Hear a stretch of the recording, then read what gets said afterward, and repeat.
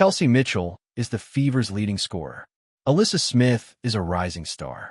But when it comes to the most irreplaceable presence in Indiana, Sophie Cunningham now sits front and center, and the clock is ticking.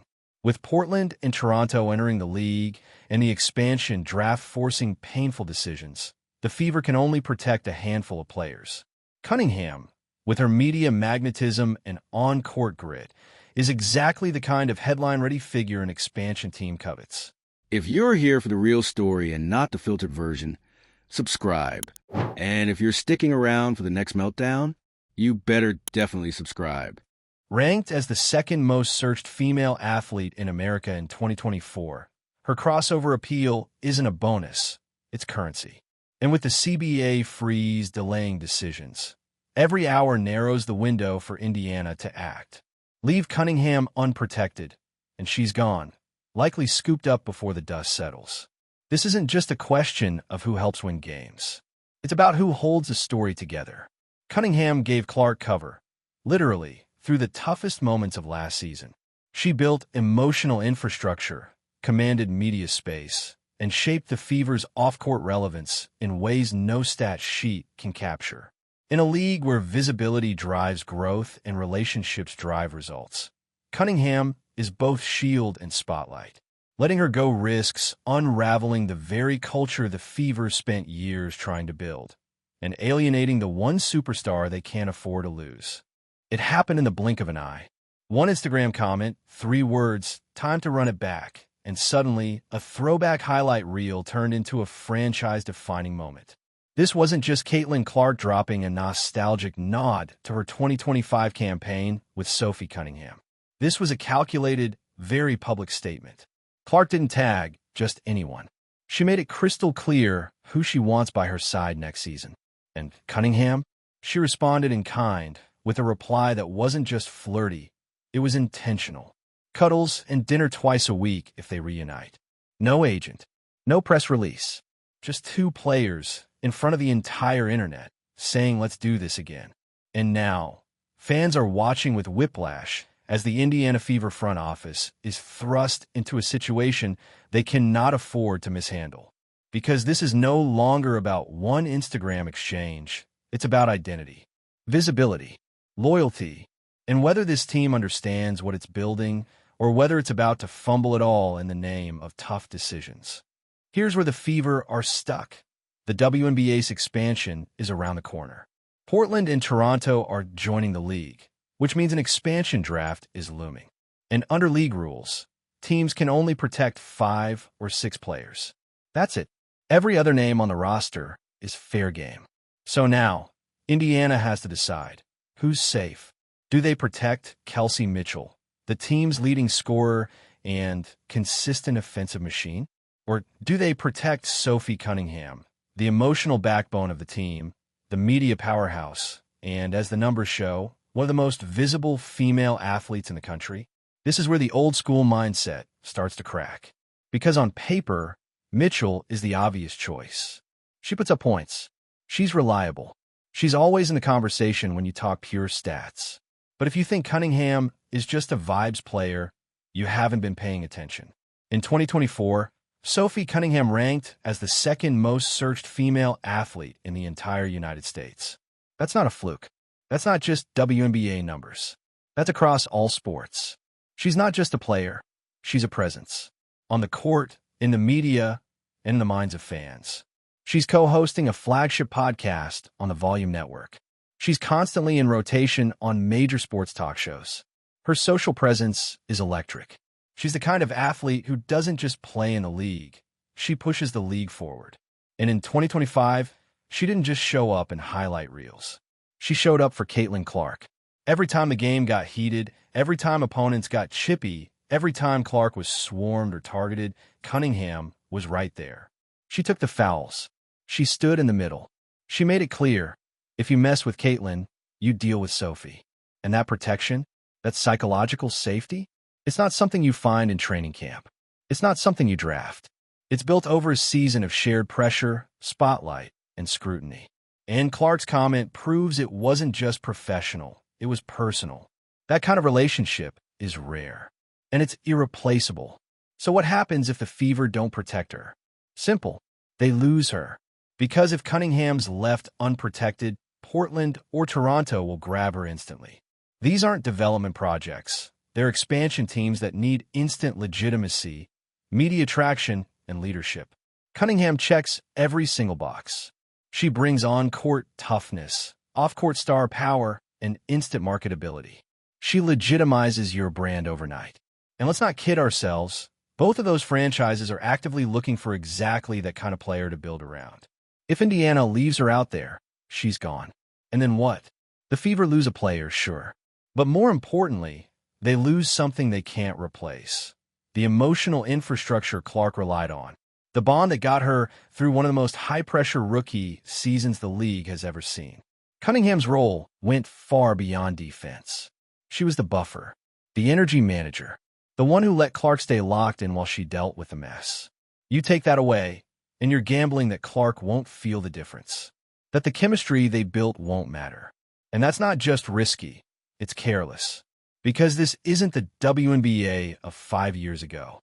This is the league in the middle of a cultural and commercial surge. One that's being driven not just by athletic performance, but by storytelling, personality, connection. The league's recent $200 million annual media valuation spike, it's not because of box scores. It's because fans are investing in people, in relationships, in narratives. And Cunningham is a walking storyline. Her podcasting work isn't fluff, it's infrastructure. She brings WNBA content to audiences that never would have seen it. She's converting casuals into dedicated fans. And by being in proximity to Clark, she's expanded Indiana's reach into completely new markets. That's not just media presence. That's strategic value. And if the Fever front office can't see that, they're not just making a roster mistake. They're showing they don't understand the current era of the WNBA. They're showing they're still stuck in metrics-only decision-making, while the league has moved on. Moved into a space where chemistry, visibility, and narrative cohesion drive the bottom line. Let's be clear. Protecting Mitchell and letting Cunningham go might satisfy a spreadsheet, but it will fracture the emotional contract between Clark and the organization. And that crack, it might not show up immediately in the standings, but it will ripple. It will ripple through locker room trust, through public perception, through fan loyalty. And when Cunningham's playing for Portland or Toronto, going viral on day one, dropping her side of the story on a podcast episode while building a new fan base, the Fever will be left doing damage control. And Clark will be the one answering the same question over and over. Why didn't they protect her? This is the pressure test. Not just for Indiana, but for every team trying to navigate the new landscape of women's sports. It's fast, it's media-heavy, and it rewards the teams that understand what actually builds long-term success. Cunningham isn't just a utility player. She's a strategic anchor, a culture builder, a trusted teammate whose presence brings out the best in the star you're building your franchise around. Let her go isn't just a bad move. It's a surrender. Because if Indiana doesn't protect her, what they're really saying is, we hear Clark, we just don't care. And that's the kind of silence that echoes. If you've been following this saga from the start, or if you've got strong feelings about how Indiana should handle this, now's the time to speak up. Drop your thoughts in the comments, hit that like button, and subscribe for more breakdowns on the biggest decisions shaping the WNBA's future. Because this story, it's not done, not even close. Here's the thing. When a player like Caitlin Clark speaks, the whole league listens. Fans listen. The media listens. Brands listen. And right now, she's not whispering. She's declaring. Time to run it back. Wasn't a passive comment buried under a sea of emojis. It was clear, direct, and unmistakably strategic. Clark put it out there in public, on the record, for the entire league to see. She wants Sophie Cunningham back in Indiana. She could have texted her. She could have called her. But instead, she wrote it on Instagram, a platform where everything is screenshotted, analyzed, reposted, and turned into headlines. And Sophie? She didn't shy away from it either. Her reply was playful, yes, but the subtext was anything but casual. Cuddles and dinner twice a week if they reunite. That's not just banter. That's a confirmation. And the second it happened, front offices around the league started reading between the lines. Because this isn't just about two players missing each other. This is about a power duo that worked. This is about emotional trust that transformed into on-court synergy. You cannot coach that. You cannot replace that. During the 2025 season, the Sophie Caitlin dynamic became one of the most emotionally resonant partnerships in the WNBA. It was built through battle, hard games, hard fouls, relentless pressure, and nonstop national attention. Clark was the rookie phenom, the headline machine, the player every team wanted to rough up and prove a point against. And every single time it got physical, Sophie stepped in. Not once, not occasionally, every single time. She was the one absorbing contact, barking back at opposing benches, drawing the line. Cunningham wasn't just playing defense. She was sending messages. Don't mess with Caitlin. Don't mess with this team. She became the muscle behind the movement. A human shield wrapped in charisma and defensive rotations. And that kind of presence, that kind of role, it doesn't get a stat line, but it wins games. It creates space for your star to shine. It says, we've got you. Caitlin Clark thrived because she knew she wasn't alone. And that's exactly why this moment, this public call to run it back, matters so much. Because in a league where individual talent is finally being matched by individual platforms, trust between stars and their support systems is the new competitive edge. Now here comes the hard part. The Indiana Fever have to choose who gets protected and who gets exposed. Thanks to WNBA expansion, two new teams are entering the mix, Portland and Toronto. That means an expansion draft is coming. And under league rules, teams can only protect 5 or 6 players. Everyone else, on the table. The Fever are sitting in the middle of a roster squeeze. Do they protect Kelsey Mitchell, their scoring machine and consistent offensive leader? Do they hold on to younger names like Alyssa Smith or Lexi Hull, hoping upside outweighs risk? Or do they recognize what Sophie Cunningham is? Because if they leave her unprotected, it's over. There's no chance she makes it through the expansion draft untouched. Both Portland and Toronto are going to be gunning for someone exactly like her. Established, experienced, popular, and ready to lead. And Cunningham is tailor-made for that moment. She's not just a skilled defender or a gritty locker room leader. She's a brand. In 2024, she was the second most searched female athlete in the entire country. That's not normal for a role player. That's not accidental. That's crossover appeal. That's relevance. That's power. And beyond that, she's media fluent. Her podcast on The Volume is one of the few truly visible WNBA platforms in the broader sports ecosystem. She shows up in spaces most players can't reach. That's not side hustle energy, that's strategy. Cunningham understands what the modern WNBA is turning into. She's building infrastructure for herself, for the league, and, whether Indiana realizes it or not, for them. Because when one of your players becomes a media outlet in her own right, you're not just gaining attention, you're gaining control of the narrative. You're getting someone who can spin, frame, and elevate the story of your franchise without needing a marketing department to do it for her. You lose that, and you're not just losing a wing defender. You're losing a walking, talking, real-time PR engine. You're surrendering your voice. So why would the Fever even consider leaving her exposed? It comes down to old-school thinking. Roster decisions still get weighed by numbers on spreadsheets. Minutes, points, percentages. And while that information matters, it doesn't account for chemistry, for visibility, for the way Sophie Cunningham enlarges the team's spotlight simply by being herself. She's not a backup. She's a blueprint. And in a league where teams live and die by visibility, social traction, and fan engagement, that blueprint matters more than ever. Let's be honest. Fans are smart. They've watched this relationship unfold all season long. They saw Clark's trust in Cunningham. They saw the protection, the banter, the energy, the way the two of them turned a chaotic, high-pressure season into something cohesive. That bond wasn't manufactured. It was earned. So if Indiana makes the decision to walk away from it, they're doing more than making a basketball choice. They're making a statement. We don't prioritize relationships. We don't value emotional leadership. We don't care what our star player clearly wants. And let's not pretend there won't be consequences. If Sophie Cunningham ends up wearing a Portland or Toronto jersey in 2026, no one's going to be asking, why didn't they keep her? Out of curiosity. They're going to be asking it with judgment, with criticism, with disbelief, because this is an opportunity for Indiana to double down on what's working, to say, we see what makes this team special. We know what makes this culture strong, and we're going to protect it. But if they fumble this, it won't just be a loss in the box score. It'll be a fracture in the culture. And fractures don't heal quickly, especially not in an era where players aren't just athletes. They're influencers. They're leaders.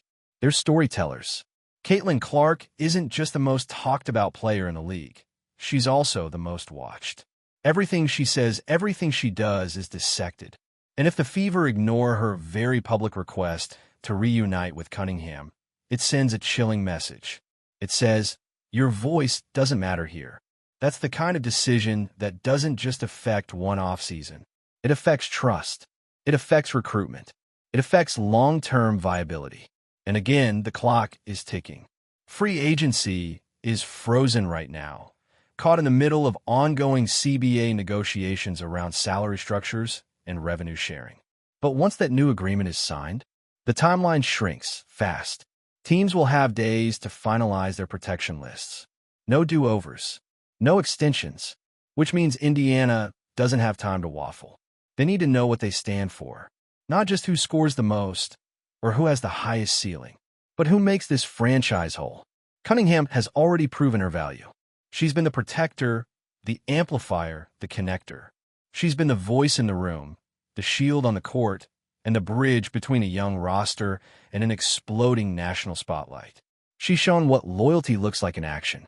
Now the question is, will Indiana show it back? There's no sugarcoating it. The Indiana Fever are staring down one of the most defining off-season moments in franchise history. Not because of a blockbuster trade, not because of a draft pick, but because two players, Caitlin Clark and Sophie Cunningham, used an Instagram comment section to shake the entire foundation of the WNBA. And now, the clock's ticking.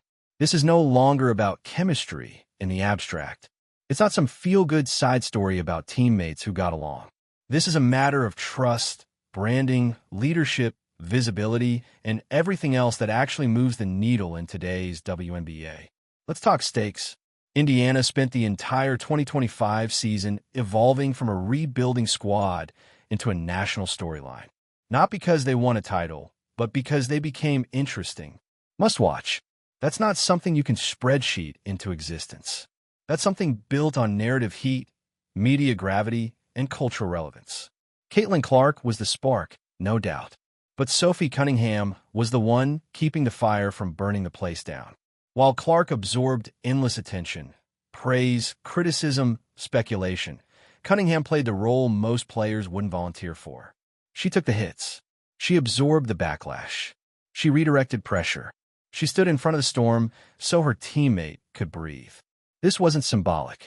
It was visible. Cunningham wasn't just stepping in physically during confrontations. She was stepping into the emotional void that every young superstar needs filled. That unspoken role of, I got you. Let them come at me instead. And a reward for that?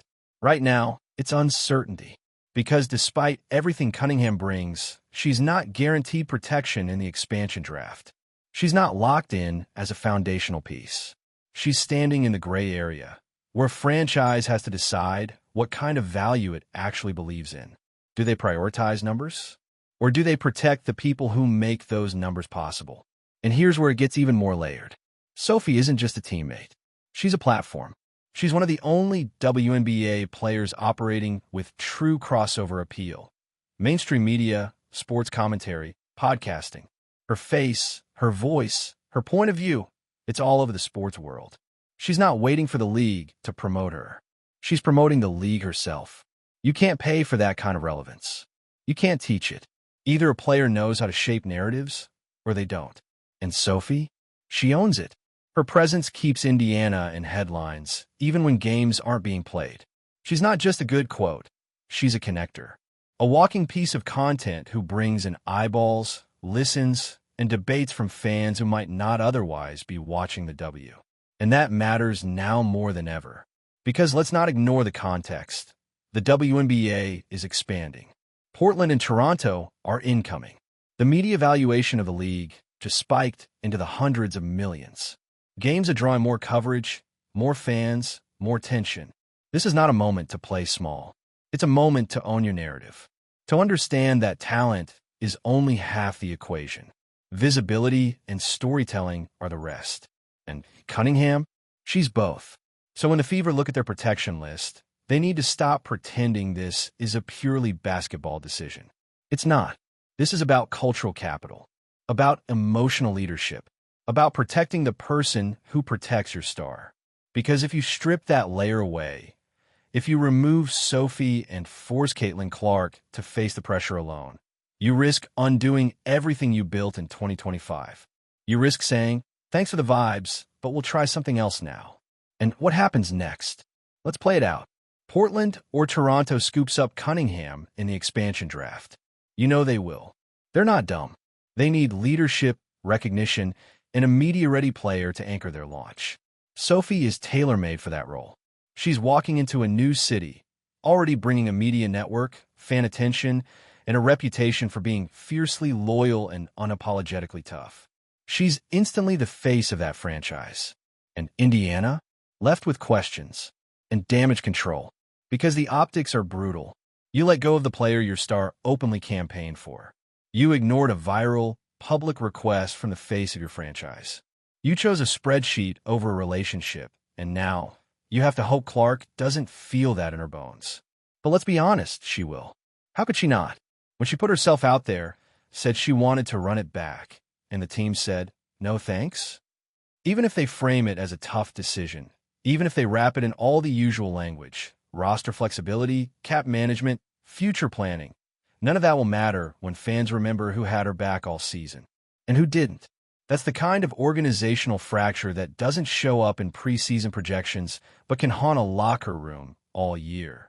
Trust is delicate, and when players see that protecting each other doesn't get rewarded, it changes the energy.